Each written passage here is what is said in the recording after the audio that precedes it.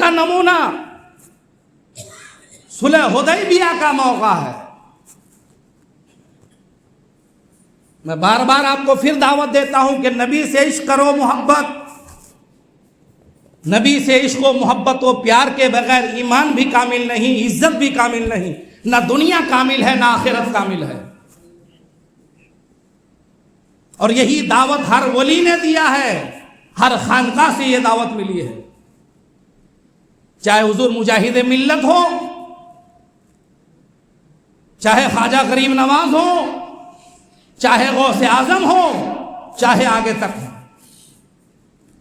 صلح حدیبیہ ہے.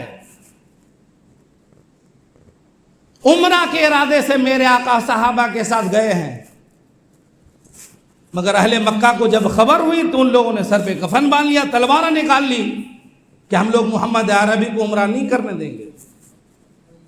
حدیبیہ کے مقام پہ میرے آقا جلوہ گر ہو گئے، خیمہ زن ہو گئے. صلح کی بات چلی، لوگ آئے گئے. مصطفیٰ نے صلح کا پیغام دینے کے لیے اپنے داماد حضرت عثمان غنی ذو النورین کا انتخاب فرمایا کہ عثمان جاؤ اور انہیں صلح کا پیغام دو کفار مکہ کو، اور کہو کہ ہم لڑنے نہیں آئے ہیں، ہم تو عمرہ کی ادائیگی کے لیے آئے ہیں. حضرت عثمان غنی مکہ میں گئے. آپ کی سخاوت کی وجہ سے، لوگوں کے ساتھ بھلائی کی وجہ سے، غریبوں سے ہمدردی کی وجہ سے کفار مکہ کے دلوں میں حضرت عثمان غنی کی عظمت تھی. اس لیے جب یہ گئے ان پر ظلم و ستم اولاً تو کیا نہیں، اور پیغام کو البتہ انہوں نے ٹھکرایا. اور ساتھ میں حضرت عثمان سے ان لوگوں نے کہا عثمان چونکہ تم بڑے ہمدرد ہو، لوگوں کے غمخوار ہو، اس لیے ہم تمہیں خاص اس بات کی اجازت دیتے ہیں کہ اگر تم چاہو تو خانہ کعبہ کا طواف کر کے صفا مروہ کی سعی کر کے تم اپنا عمرہ مکمل کر لو. لیکن ہم لوگ ہرگز محمد عربی صلی اللہ علیہ وسلم کو عمرہ نہیں کرنے دیں گے، طواف نہیں کرنے دیں گے.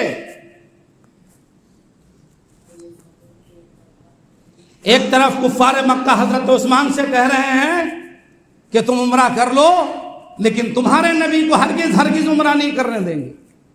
کون نہیں جانتا کہ خانہ کعبہ کا طواف کتنا ثواب رکھتا ہے، صفا مروہ کی سعی اور عمرہ کا کتنا بڑا ثواب ہے، سب جانتا ہے. اور ہم سے زیادہ ثواب کا شوق اور ثواب حاصل کرنے کی تمنا صحابہ کے اندر تھی، اور وہ بھی عثمان غنی داماد پیغمبر. لیکن عشق کیا ہے یہ صحابہ سے سیکھو. محبت کا پیمانہ انہوں نے کیسا پیش کیا کہ عمرہ طواف اتنی بڑی عبادت ہے، موقع بھی ہے، اجازت بھی ہے، لیکن جیسے کفار مکہ نے کہا عثمان تمہیں اجازت ہے لیکن ہرگز ہم تمہارے نبی کو طواف و عمرہ نہیں کرنے دیں گے، تو حضرت عثمان غنی کا جواب سنو مومنو، اور ایمان کو ٹٹولو. حضرت عثمان غنی فرماتے ہیں اگر تم لوگ محمد عربی کو طواف عمرہ نہیں کرنے دو گے تو ہرگز یہ عثمان میرے آقا کے بغیر کبھی نہ طواف کرے گا نہ کبھی عمرہ کرے گا. کیونکہ عثمان کی عبادت بھی صرف اور صرف صدقہ ہے مصطفیٰ جان رحمت کا. اسے کہتے ہیں عشق اور پیار، کہ نبی کے بغیر وہ عبادت کرنے کو بھی تیار نہیں. جس عبادت کی اجازت تم نبی کو نہیں دیتے ہو، نبی کے بغیر عثمان بھی نہیں کرے گا. اگر عمرہ ہوگا عثمان کا تو نبی کے ساتھ ہوگا، طواف کرے گا عثمان تو نبی کے ساتھ کرے گا. یہ عشق کا معیار ہے جو حضرت عثمان غنی نے پیش فرمایا اور قیامت تک کے مسلمانوں کو سبق دیا کہ اے مومنو ہماری عبادتیں بھی قبول ہے تو مصطفیٰ کے صدقے میں.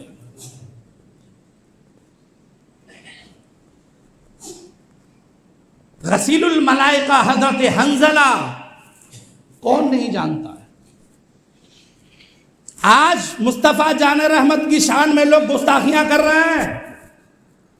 اگر ہم ابھی اعلان کر دیں کہ نبی کی شان میں لوگ گستاخیاں کر رہے ہیں, نبی کو الٹا سیدھا کہہ رہے ہیں. معاذ اللہ رب العالمین, چلو تھوڑا سا نکل کر کے احتجاج کریں.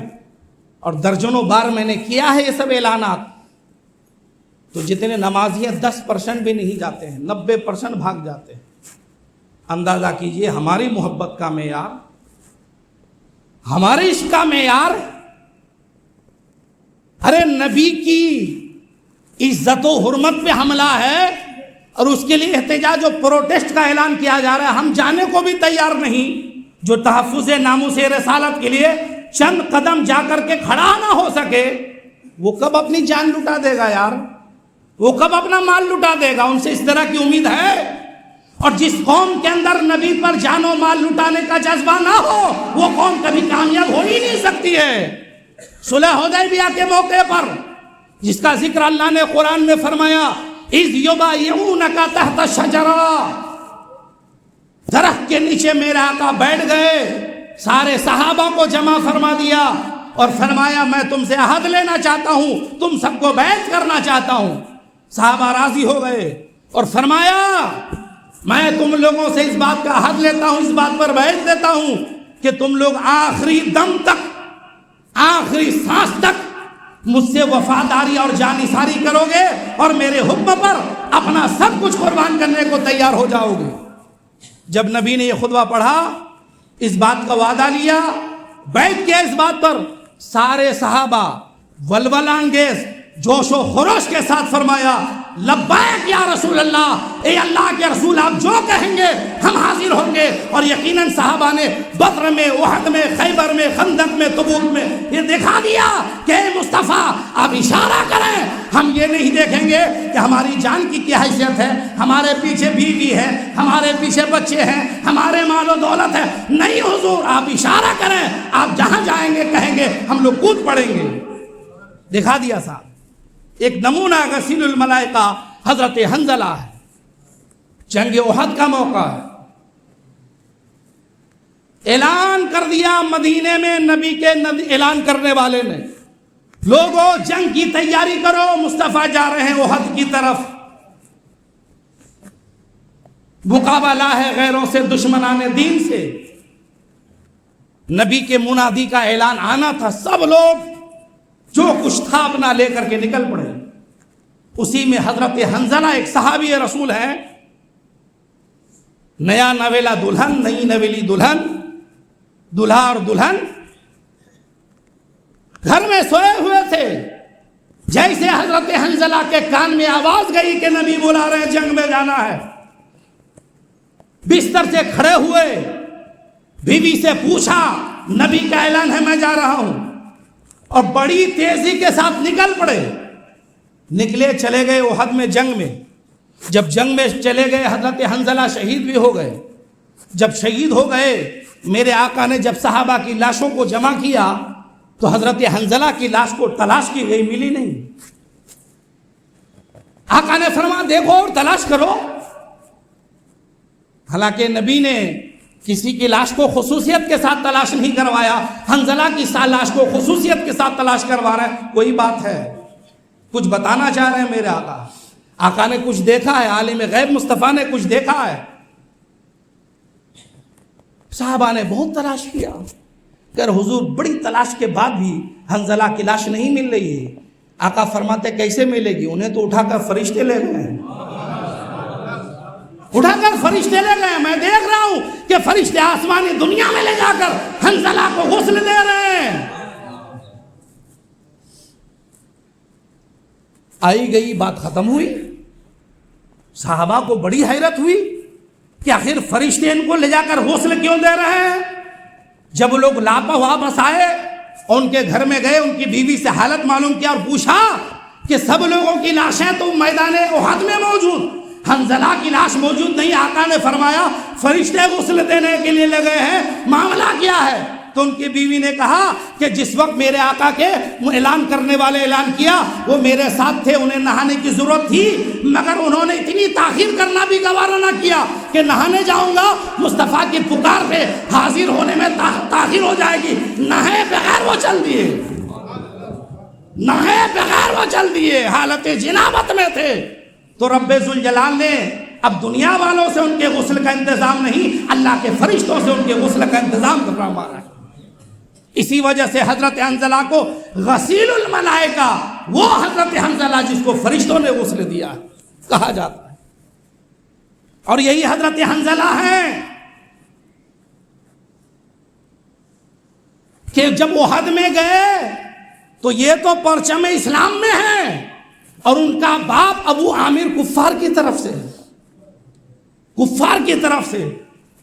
جذبہ عشق دیکھو، جب حنظلہ آگے بڑھے تلوار لے کر تو سب سے پہلے قدم ناز میں یہ عریضہ پیش کیا، یا رسول اللہ میرا باپ کفار مکہ کی طرف سے ہے، اگر آپ اجازت دیں تو میں ان کا سر اتار کر آپ کے قدم ناز میں لاؤں،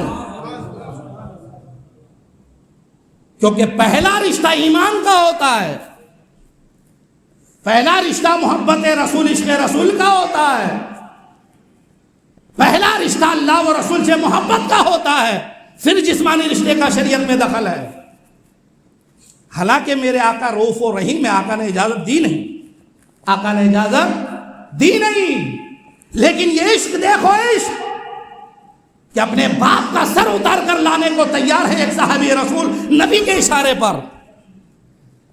جب نبی سے محبت کا، پیار کا ایسا جذبہ پیدا ہوتا ہے تب اللہ تعالیٰ 313 بھی رہو تو 1000 پہ کامیابی دلا دیتا ہے۔ اعلان کر دیا گیا تبوک کے موقع پہ تنگ دستی کا عالم ہے، لہذا جن کے پاس جو ہے جمع کر دے، جنگ کی تیاری کی جائے۔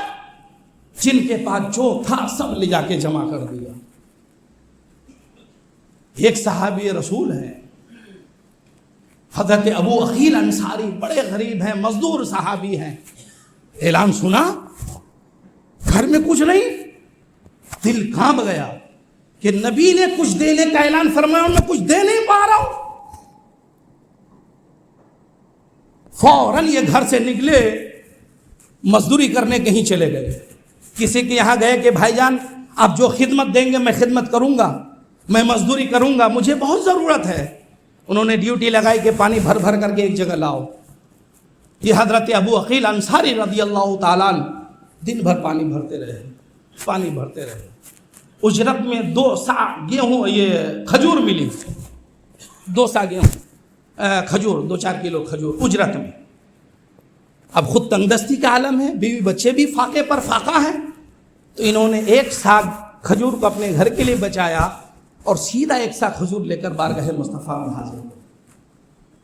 میرے آقا حاضر ہیں، مال کا ڈھیر لگا ہوا ہے، صحابہ نے جمع کیا، سب ڈھیر لگا ہوا ہے مال کا۔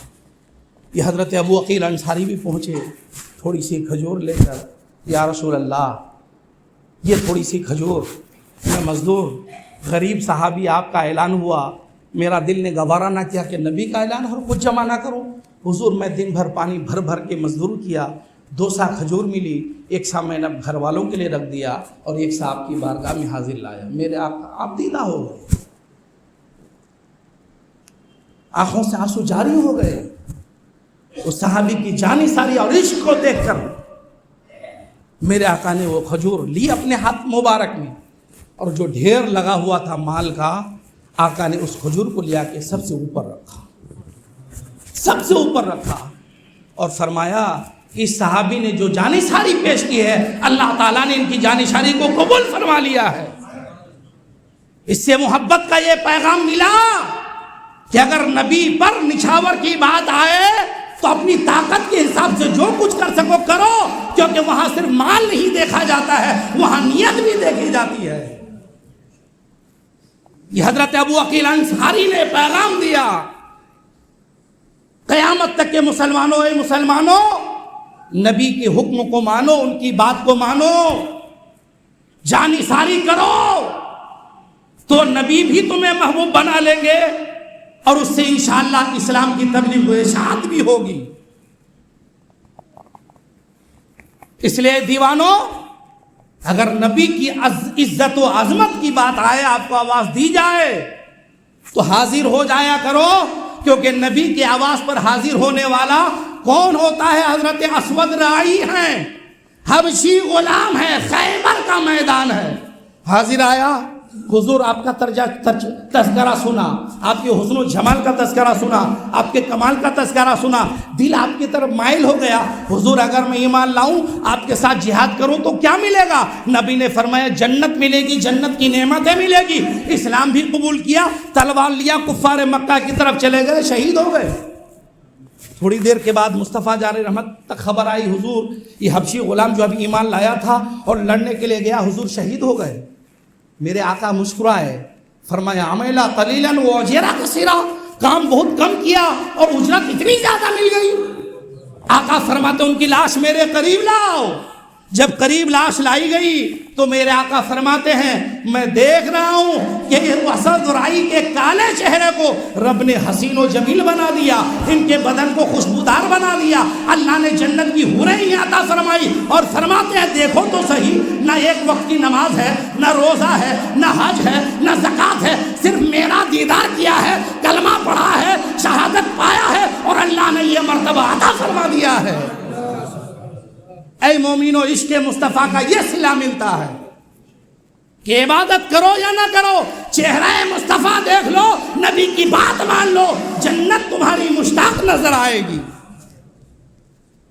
یہ دکھایا عشق کر کے صحابہ نے، یہ دکھایا عشق کر کے اہل بیت اطہار نے. اور ہم لوگ بیٹھے بیٹھے روم میں، کمرے میں اپنی نشستوں میں پلان بنا رہے ہیں، انڈیا کو فتح کر لیں گے، دنیا کو فتح کر لیں گے. یہاں نبی کے نام پہ دعوت دی جا رہی ہے، نکلنے کو دو چار قدم نکل کر کے کھڑے ہونے کو تیار نہیں ہے. بھوک لگ گئی ہے جمعہ کے وقت، فوراً جا کے کھانا کھائیں گے، احتجاج میں کیسے جائیں؟ یہ بھوک برداشت کی جا سکتی ہے. اگر قبر میں بھوک لگے تب کہاں سے کھانا آئے گا؟ جہنم میں جب بھوک لگے گی تب کہاں سے کھانا آئے گا؟ اس لیے نبی کے نام پہ لبیک کہو، جہاں رہو گے وہی جنتی کھانا پہنچایا جائے گا. جو کردار پیش کیا صحابہ نے، اگر اڑیسہ کے مجاہد ملت کی زندگی کو دیکھو گے تو وہی نمونہ ملتا نظر آئے گا. تاریخ ہمارے سامنے ہے کہ حضور مجاہد ملت نبی کی سیرت و سنت کے ساتھ صحابہ کے کردار پر اس قدر کامل تھے. صحابہ کو دیکھا، سب کچھ لٹا دیا، دھان دولت سب لٹا دیا، اپنی جانوں تک لٹا دی. مجاہد ملت کی تاریخ پڑھو، ہزاروں بیگھہ زمین مجاہد ملت نے اپنے گھر والوں پر نہیں، دین اسلام کے لیے قربان کر دیا. جب تک پڑھتے رہے، پڑھنے کے ساتھ بھی طلبہ کی مدد کرتے رہے، سبحانیہ میں پڑھاتے رہے، الہ آباد میں جامعہ نعیمیہ مراد آباد میں پڑھاتے رہے، تو جو تنخواہ ملتی تھی وہ تو خرچ کرتے ہی تھے. اکثر طلباء کا خرچ جو ہوتا تھا حضور مجاہد ملت اپنی جیب خاص سے ادا کرتے تھے. جب جامعہ نعیمیہ مراد آباد چھوڑ کر کے جانے لگے، حضور صد اللہ فاضل ہونے لگے. لوگوں نے کہا حضور کیا بات ہے؟ انہوں نے فرمایا یہ مجاہد ملت ہے، جب تک یہ رہے نہ جانے کتنے لوگوں کو سہارا دیتے رہے، اور جو مجاہد ملت دنیا میں سہارا دے رہے ہیں وہ قیامت میں بھی لوگوں کو سہارا دیتے نظر آئیں گے. یہ حضور مجاہد ملت ہے. کہیں مدرسہ بنایا، کہیں مسجد بنایا، کہیں خانقاہ بنوایا. دیکھیے پورے ہندوستان میں جال پھیلا دیا حضور مجاہد ملت نے. اور جب حضور مجاہد ملت نے اتنا کیا کام دین کا، تو اللہ نے کیسا انعام دیا. 45 سال ہو